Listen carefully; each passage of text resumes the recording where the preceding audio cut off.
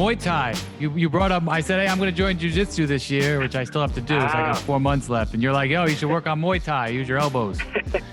Yeah. I remember talking about that. Something that I didn't really get into Muay Thai too much. I was more into traditional American boxing style.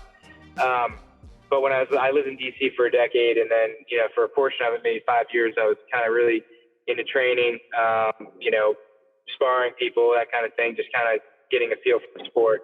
I did, mess around with Muay Thai a little bit, some BJJ, but didn't devote near as much time as the boxing. I don't know if I had 10,000 hours to boxing. I don't think I did.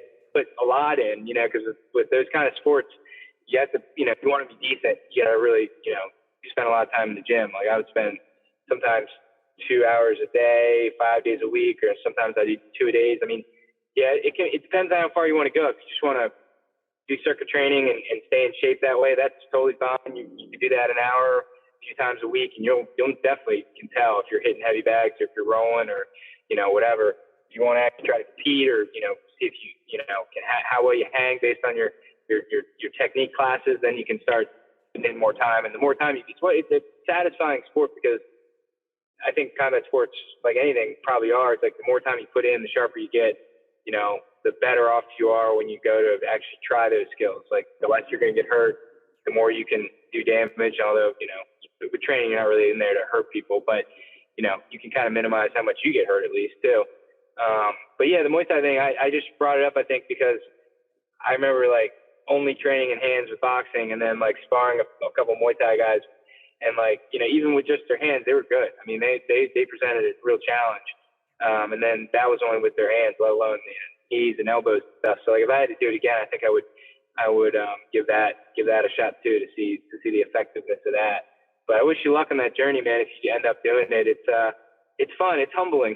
I think I'm gonna go with jiu-jitsu. I grew up with, my dad and I would box a little bit, but I was never a trained fighter. But I figured out how to defend myself and how to throw a punch. And then I got into, met some people lately who are into jiu-jitsu, and I'm like, yo, I want to try this out. They say, hey, you're athletic. Take you a few months and you'll be fine. But yeah, I do got to commit to getting my butt kicked for a while. But like, I'm a couple hours a week, I'll be good at it. And again, it's not it's good for your body, because you're sweating, and you're also getting, as a man, it's good to get aggression out in a healthy way. I think it's good to learn how to fight in general, just in case.